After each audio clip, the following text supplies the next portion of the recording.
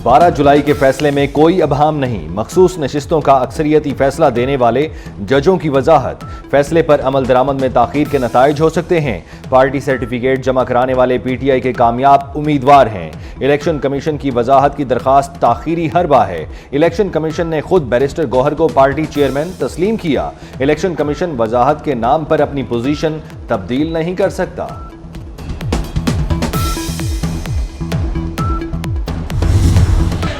ये स्टेटमेंट खान साहब ने नहीं दिया। अगर खान साहब ने ये स्टेटमेंट नहीं दिया तो अब फौरी कायदे हिज़्ब इख्तिलाफ या उनके पार्टी का चेयरमैन एक्सप्लेनेशन दे कि ये ट्विटर अकाउंट अली अमीन साहब चला रहा था, मरवत साहब चला रहा था। इनसे पूछे, खान साहब का इससे कोई वास्ता नहीं है। जिसके बारे में कहा जाता है कि जब वो इंटेलिजेंस चीफ था उसने खान साहब का करप्शन पकड़ा था। इसके बजाय कि उस करप्शन पे एक्शन लिया जाए, उसने वो इंटेलिजेंस चीफ को हटा दिया।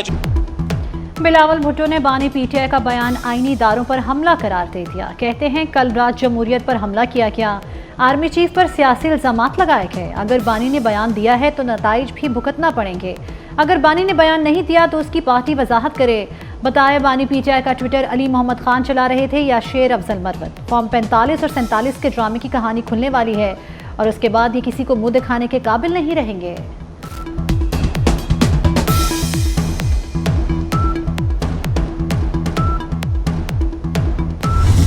पीटीआई के रैंक एंड फाइल की जो डेस्परेशन है वो इंतहा को पहुंच गई और ये ट्वीट जो आज आया है ये उसका सबसे बड़ा सबूत है।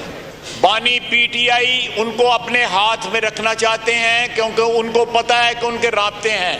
बवक्ते ज़रूरत वो उन राब्तों को इस्तेमाल करना चाहते हैं, लेकिन साथ इस जो मैसेज उन्होंने ट्वीट के ज़रिए दिया है, ट्विटर पे दिया है, उसको भी जो है वो कायम रखना चाहते हैं। अगर ये एक दोगली पॉलिसी है, वो जो क्रेडिबिलिटी पहले तो उनकी कथित तौर पे नहीं है। अगर पिछले 2-3 रोज में कोई क्रेडिबिलिटी यहाँ पे बिल्टअप हुई है, एक माहौल पैदा हुआ है, वो सारे के सारे उस माहौल की इमारत जो है वो मिसमार होकर जमीन पे गिर पड़ी है। बानी पीटीआई के ट्वीट ने सारा माहौल खराब कर दिया। बानी ने जो बीज बोए हैं उसके नताइज बहुत खतरनाक होंगे। कोई सूबा दूसरे पर लश्कर कशी की बात नहीं करता।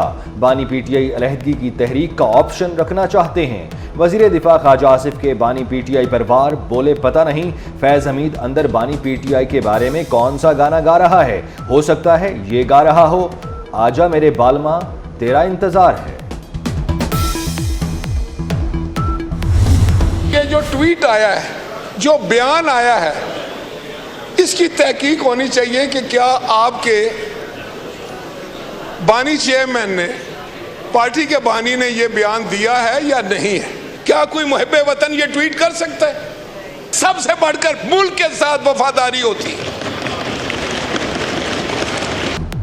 पीपल्स पार्टी के रहनुमा राजा परवेज अशरफ ने बानी पीटीआई की ट्वीट की तहकीकात का मुतालबा कर दिया। कहते हैं बानी पीटीआई ने ट्वीट नहीं किया तो किसने किया है? क्या कोई मुहिब्बे वतन ऐसा ट्वीट कर सकता है? मुल्क से वफादारी सबसे जरूरी है।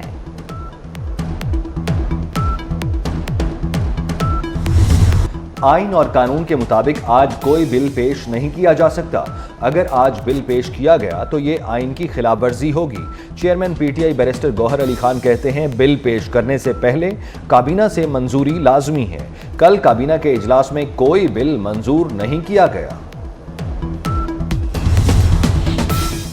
कौमी असम्बली और सेनेट के इजलास इतवार को भी बुलाए जाएंगे। आईनी तरमीम का मुजवजा पैकेज कल पेश होने का इम्कान। हमजा, शहबाज और अब्दुल गफूरी हैदरी आज वतन पहुंच जाएंगे। पार्लियामेंट के आज के एजेंडे में आईनी तरमीम शामिल नहीं।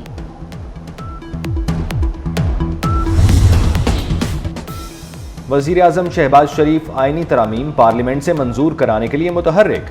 पार्लिमानी पार्टी और इत्तेहादियों को एतमाद में लेने का फैसला। पार्लिमानी पार्टी का इजलास आज शाम को वजीर आजम हाउस में बुला लिया। इजलास के बाद अरकान रात के खाने पर मदऊ हैं। इत्तेहादियों को भी इशाइये की दावत दे दी गई।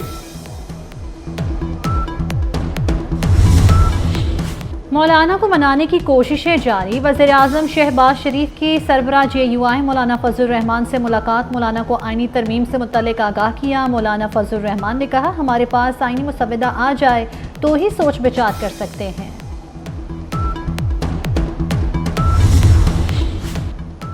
आईनी तरामीम में नई अदालत के कयाम की तजवीज़ भी शामिल। सुप्रीम कोर्ट जजों की मुद्दत 68 साल होगी। हाई कोर्ट जजेस के लिए 65 साल तजवीज़। जजेस तकर्री के तरीक़ाकार में भी तब्दीली का इम्कान। तरमीम पर काजी फायजीसा ओहदे पर मजीद 3 साल रह सकते हैं। चीफ जस्टिस ऑफ पाकिस्तान को इस सिलसिले में बहुत वाज़े तौर पर अपना मौक़िफ़ बयान करना चाहिए था कौम के सामने। अगर तो ये मसला है कि लोगों को धमकाया जा रहा है, डराया जा रहा है, तो इसको सीरियस तरीके से इसका नोटिस लेना चाहिए। और ऐसी आईनी तरमीम अगर हो भी जाएगी तो उसकी क्या हैसियत होगी पाकिस्तानी कौम की निगाह में। खुद आइन को बेवक़्त करने वाला ये अमल है। जजेस की मुद्दत मुलाजमत में तौसी से अफरा तफरी बढ़ेगी। अमीर जमात इस्लामी हाफिज नईमुर रहमान ने खबरदार कर दिया। कहते हैं चीफ जस्टिस को अपनी पोजीशन वाज़ेह करना होगी। हुकूमत पर अरकान असम्बली को डराए धमकाए जाने का इल्ज़ाम है। ऐसी आईनी तरमीम से आइन बेवक़्त हो जाएगा। खास मकसद के लिए जजेस की तादाद बढ़ाना मशकूक है।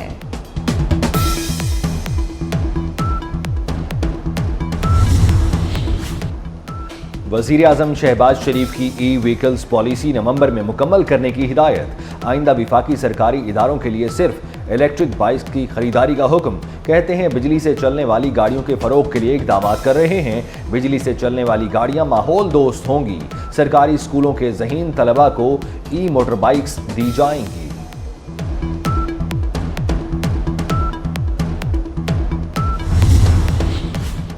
वज़ीर आला मरियम नवाज का खाम पिंक सॉल्ट की बरामद पर पाबंदी का हुक्म। पिंक सॉल्ट की एक्सपोर्ट पर पेशरफ्त के लिए जामे प्लान तलब कर लिया। कहती है पंजाब में मादनियात के हसूल के लिए जदीद टेक्नोलॉजी इस्तेमाल की जाए। गिराह कदर मुल्की ज़खायर कोड़ियों के भाव नहीं बिकने देंगे। पाकिस्तान के लिए पिंक सॉल्ट खजाने के मुतरादिफ है।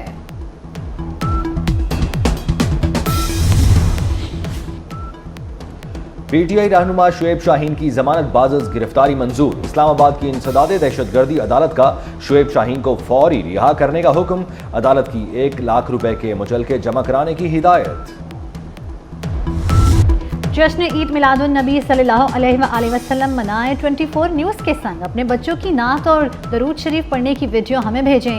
हम 24 न्यूज़ पर नशर करेंगे। हमारा व्हाट्सएप नंबर आपकी स्क्रीन पर।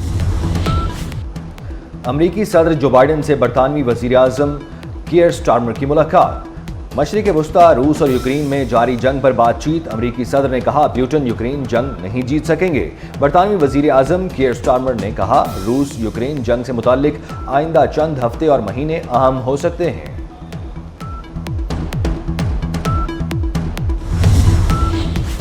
चीन को उम्र रसीदा अफराद की बढ़ती तादाद और पेंशन के बढ़ते बोझ का सामना। मुल्क में पहली मरतबा रिटायरमेंट के लिए उम्र की हद में इजाफा कर दिया गया। चीन की नेशनल पीपल्स कांग्रेस ने रिटायरमेंट की उम्र में इजाफे की तजवीज़ मंजूर कर ली।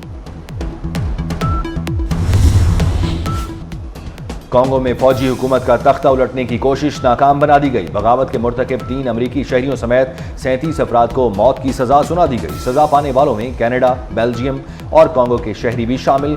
गैर मुल्की मीडिया के मुताबिक फौजी अदालत ने ट्रायल में 14 अफराद को बरी कर दिया।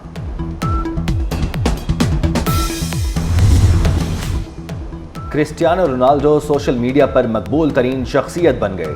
स्टार फुटबॉलर के सोशल मीडिया पर 1 अरब फॉलोअर्स नई तारीख रकम कर दी। रोनाल्डो के इंस्टाग्राम पर 63 करोड़ 80 लाख, फेसबुक पर 1 करोड़ 70 लाख सब्सक्राइबर्स हैं।